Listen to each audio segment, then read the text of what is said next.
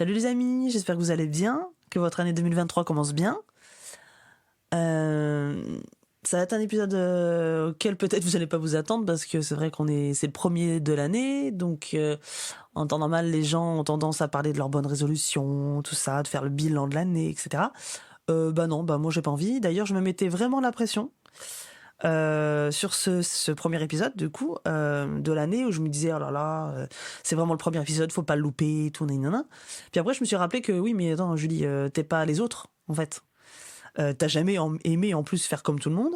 Alors pourquoi tu veux absolument faire ton premier épisode le 1er janvier en parlant de bonnes résolutions alors que ça t'intéresse pas du tout et que toi-même tu ne prends jamais de bonnes résolutions. Donc déjà voilà, c'était pas cohérent avec qui je suis. Du coup au lieu de ça, j'ai prévu de vous parler de quelque chose qui revient presque de manière hebdomadaire, pour pas dire quotidienne, dans ma vie depuis quelque temps et qui, je pense, peut vous servir aussi. Donc je vais absolument vous parler de ça. Allez, c'est parti. Bonjour, je m'appelle Julie, je suis la maman de 3 enfants, âgés de 13 à 4 ans, accompagnatrice en développement personnel, future praticienne en psychothérapie et amoureuse de la vie. Je souhaite la bienvenue sur le podcast The Cocoon, un podcast dédié aux femmes qui veulent vivre une vie sereine et épanouie sans s'épuiser. Ma mission, c'est de vous guider dans la transformation de votre soi intérieur afin de vous donner les ressources pour transformer votre vie. Chaque semaine, je vous partage mes conseils et astuces, de l'inspiration, mes réflexions et mes phases d'introspection, afin de vous aider à reprendre la main sur votre vie, à faire de la place pour plus de self-love et d'alignement. Chaque jour, vivez plus en conscience. Apprenez à vous connaître et à incarner votre vérité. Grâce à ces épisodes, vous serez, je l'espère, prête à vivre l'une des plus belles pages de votre vie. Comme d'habitude, si vous aimez le podcast, la meilleure façon de le soutenir est de mettre une note de 5 étoiles sur la plateforme de podcast que vous utilisez. Ainsi, vous permettrez à d'autres personnes de le découvrir plus facilement. Ensemble, épanouissons-nous dans nos vies. Est-ce que ça vous est déjà arrivé de vivre certaines choses dans la vie et de vous demander pourquoi vous les vivez ? De vivre des choses qui vous blessent, vous questionnent, ou encore de vouloir vivre des choses qui vous tiennent à cœur, mais qui n'arrivent pas toujours. Je suis sûre que vous voyez très bien de quoi je parle. Eh bien voilà, moi aussi ça m'arrive. Et pour tout vous dire, depuis plus d'1 an et demi, je le vis même de façon hebdomadaire, voire quotidiennement. En fait, quand on passe par là, par ce genre on va dire d'étapes, on va dire dans la vie, la plupart des gens, en fait, ils ont le réflexe de le vivre assez mal, de se sentir en colère face à ça, de presque le vivre comme une injustice, d'être triste, vous savez, de perdre espoir même. Et à vrai dire, d'ailleurs, je les comprends.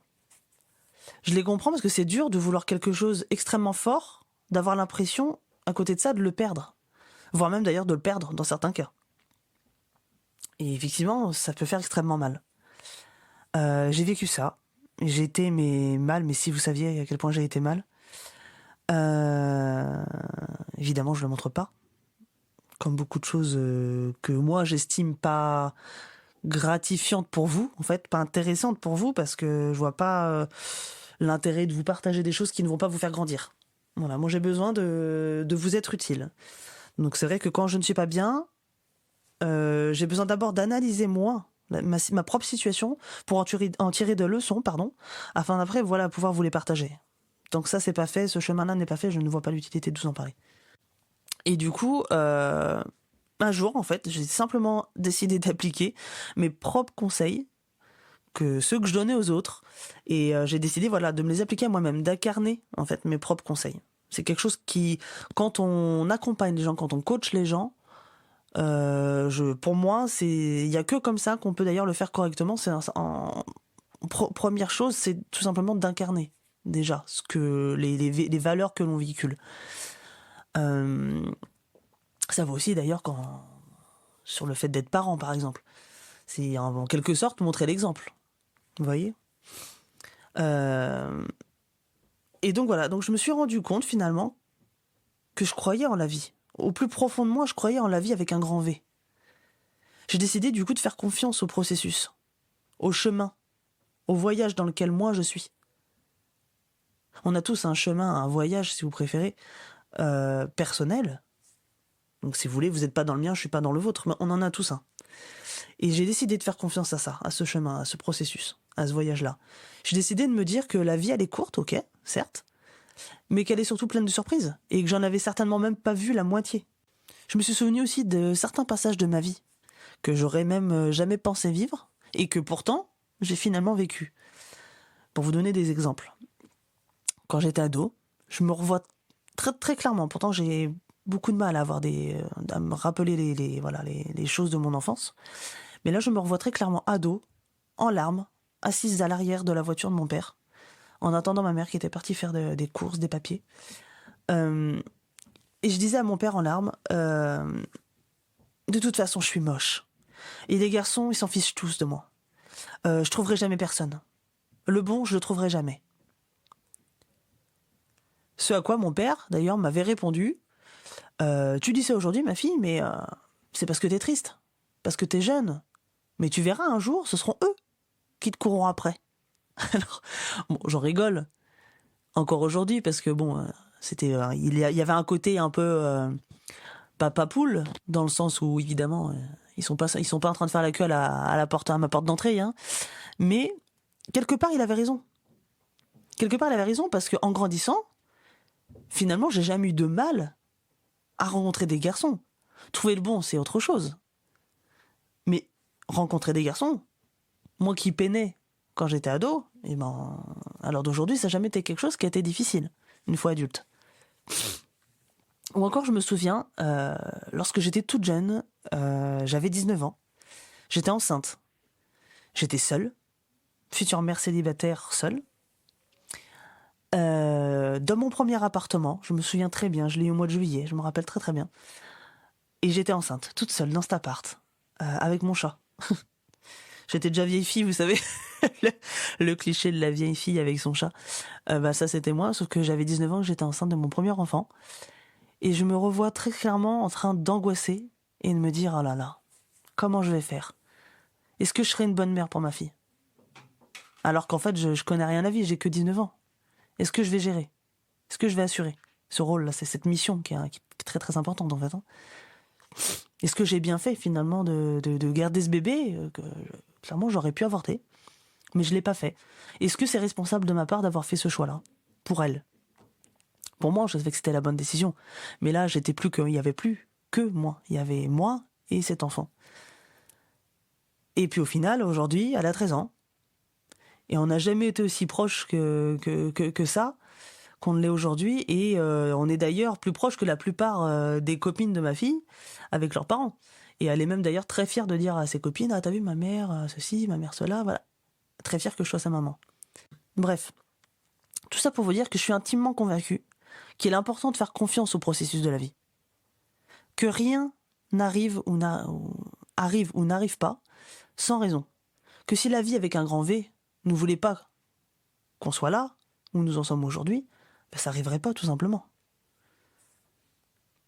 Alors, c'est un peu comme les gens qui ont des regrets, vous savez. J'ai été jusqu'à il n'y a pas si longtemps que ça, finalement, si on fait le rapport au nombre d'années que j'ai vécu, finalement, il n'y a pas si longtemps que ça que j'ai changé de point de vue, mais jusqu'à il y a très récemment, j'étais comme ça, comme ces gens-là. J'avais pas des masses de regrets. En fait, d'ailleurs, j'en avais même un seul, un unique regret, mais qui me rongeait, si vous saviez à quel point il me rongeait à l'occasion. À chaque fois que j'y pensais, ça me rendait triste. Limite, je m'en voulais. Je m'en voulais de ne pas avoir fait en sorte de ne pas avoir à vivre ce regret, justement. Et puis voilà. J'ai fini par comprendre que ça servait absolument à rien d'avoir des regrets. Si ce n'est à me tirer moi-même vers le bas. Alors pour ça marchait bien. Parce que j'ai compris aussi que tout ce à quoi nous donnions de l'importance s'amplifiait. Que ce soit en bien ou en mal. Entre guillemets. Hein. Vous vous rappelez ma vidéo sur le bien et le mal. Mais est-ce que tu souhaites multiplier 1, 2, 3, 4, 12 ? Alors je me suis posé des questions très simples, basiques, que d'ailleurs je vous invite à vous poser vous-même si vous êtes dans ce genre de situation. C'est, qu'est-ce que tu veux dans la vie ? Est-ce que tu veux multiplier encore et encore ce sentiment de tristesse, de regret, ou bien est-ce que tu veux faire preuve de résilience dans ta vie ? Est-ce que tu veux vivre dans le passé ou bien dans le présent afin de mieux construire ton avenir ? Bon, bah, vous vous en doutez, la réponse a été vite trouvée, hein. Attention.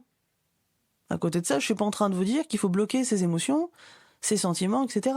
Que vous devez absolument plus ressentir de peine, etc. Les émotions sont légitimes. Et surtout, ce sont des énergies.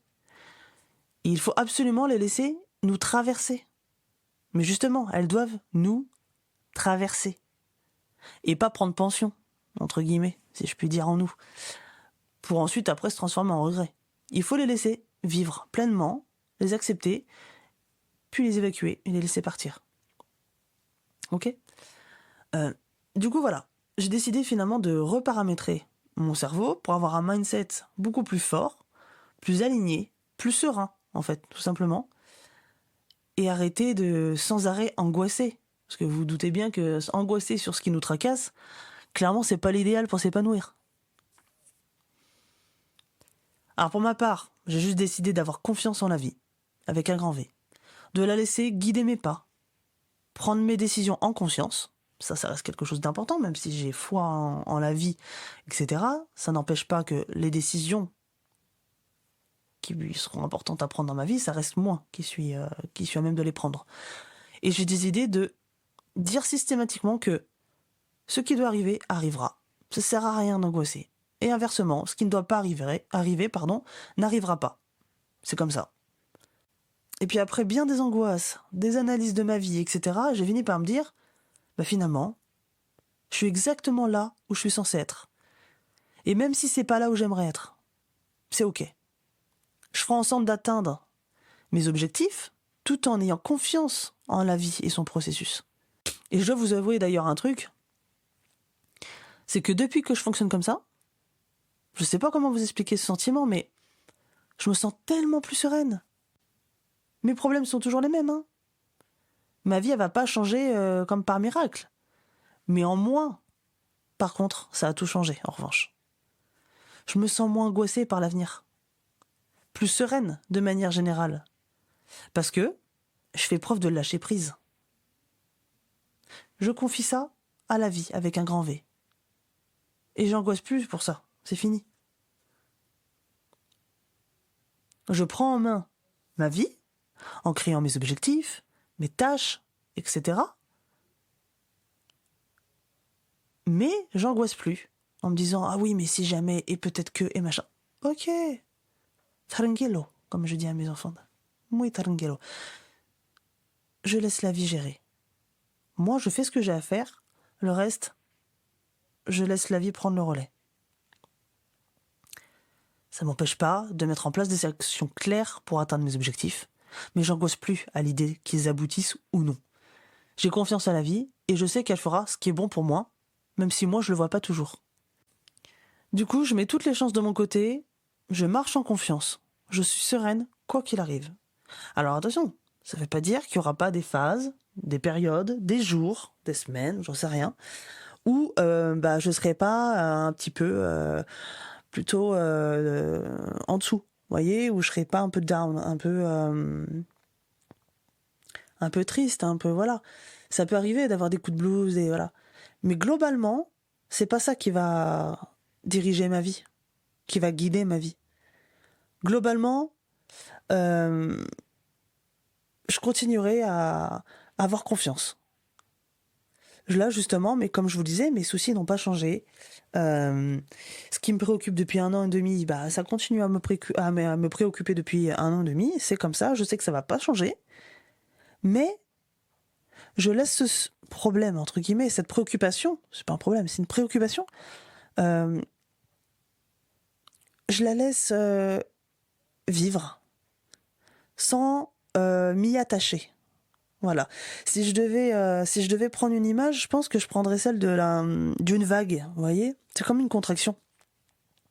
Accueillir les contractions quand on est en train d'accoucher, c'est pas arrêter les contractions. C'est pas ne plus les ressentir. C'est les ressentir et de se dire « Ok, c'est le processus. Ok, je suis en train de souffrir. Mais c'est pas sans but. C'est pas sans raison. C'est parce que je vais donner la vie. C'est parce que mon enfant descend dans mon bassin. Il s'apprête à venir au monde. C'est pas sans raison qu'on souffre avec les contractions. C'est le processus. Eh bien là, c'est un peu ça. Je pense que les épreuves par lesquelles je suis passée, et Dieu sait qu'il y en a eu et il y en aura encore, euh, elles n'ont pas été là sans raison. Et je sais que là, ce que je suis en train de vivre depuis plus d'un an et demi, c'est dur. C'est comme ça, ça fait partie de la vie. Et c'est ok. Et j'essaye plus de me battre contre le fait de vouloir absolument être bien, contre le fait d'absolument plus ressentir ce que je ressens. Parce que c'est ok, j'ai le droit d'être triste, j'ai le droit d'avoir peur, j'ai le droit de... Mais il n'y aura plus l'angoisse, vous savez, le truc qui vous pèse et qui vous pourrit la vie, quoi. Parce que finalement, c'est l'angoisse qui me pourrit le plus la vie que le problème en lui-même. Que la situation, plutôt, en elle-même. Donc j'accueille. Et je me dis, si ça arrive, c'est pas sans raison. Je sais qu'un jour, ça ira mieux. Je sais qu'un jour, je regarderai comme ça ce qui s'est passé en arrière et je me dirai, ah ouais, ah d'accord, ok, j'ai compris. Tout ça, c'était pour ça. Voici ce que j'ai appris grâce à ça. Et j'aurais grandi parce que, comme je vous le disais tout à l'heure, le passé que j'ai avec ma fille, notre vie à deux, bah bien sûr que quand j'étais en train de la vivre, bon bah les 3 quarts du temps c'était pas glorieux, j'étais pas forcément ravie. Enfin, forcément je voyais les couples avec des enfants et tout ça, je me disais ah qu'est-ce que ça doit être bien d'avoir une famille dit classique avec un mari, des enfants, etc. Bien sûr que ça me faisait rêver. Mais aujourd'hui que j'ai le recul, je me dis mais finalement ça allait, on n'était pas si mal. Ah oui, bien sûr, c'était dur. Parce que bah forcément, hein, maman solo, on n'a pas le temps d'enfiler des perles, hein, mais ça allait. Ma fille était en bonne santé, j'étais en bonne santé, globalement. Euh, on faisait ce qu'on avait à faire, on profitait l'une de l'autre. Ça allait. Il y avait pire, il y a toujours mieux, mais il y avait pire aussi. Et finalement, quand j'y repense, bah à la limite, je suis un peu nostalgique, vous voyez. J'irais bien faire des sauts dans le passé en me disant ah tiens, c'était pas mal ce moment-là et tout, c'était cool. Quand je vois que aujourd'hui, par exemple, on a du mal à avoir des moments que toutes les deux, bah finalement, je me dis, à cette époque-là, j'avais que des moments avec elle. Enfin, une fois que j'avais fini de travailler, une fois que j'avais fini de, voilà, de gérer tout l'intendance, etc., et le boulot et tout. Bon, quand j'étais seule avec elle, bah j'étais forcément seule avec elle, quoi. J'avais pas à la partager, si vous voulez. Aujourd'hui, bah là, il y a une fratrie, il y a un papa, donc forcément, c'est autre chose, c'est une autre vie. C'est bien aussi, c'est une autre vie. Je pense que chaque situation a ses avantages et ses inconvénients, si on peut dire. C'est un peu comme le boulot, finalement. On a souvent l'habitude de dire qu'il y a du bon et du mauvais dans chaque job. Ben, c'est un peu ça. Là, c'est exactement ça. Donc, voilà. Je pense que globalement, j'ai fait le tour. Vraiment, c'est quelque chose... Enfin, c'est ces derniers jours-là, au mois de décembre, vraiment, j'ai fait un peu... Vous savez, on fait un peu le bilan quand même, mine de rien, inconsciemment ou pas, je sais pas. On fait quand même un peu le bilan de l'année qui s'est écoulée. Et j'ai regardé mon année, mais vraiment, hein. Et je me suis dit, mais en fait, regarde, t'as fait ça, t'as fait ça, t'as fait ça, t'as pris conscience de ça, t'as fait confiance. Alors oui, 2022, je vais pas vous cacher, c'était hard. C'était une année qui était dure. Moralement, c'était vraiment dur. Mais j'ai l'impression que plus c'est dur, plus les bénéfices sont là après, une fois que ça va mieux. Parce qu'en fait, bah, quand on est tombé, on peut que se relever, en fait. C'est ça, en fait, le truc. Quand t'es en bas, tu peux pas descendre plus bas, hein. T'es obligé de te mettre debout à un moment donné. Bah là, c'est vraiment ce que j'ai ressenti, en fait. Donc je regrette pas mon année 2022, parce que de toute façon je fonctionne pas du tout au regret. C'est vraiment pas un concept qui m'est familier, même si j'ai connu ça. Comme je vous l'ai dit, j'en ai toujours eu un et unique regret. Mais j'ai fini par me dire, si c'est pas arrivé, c'est que ça devait pas se faire. Tout simplement.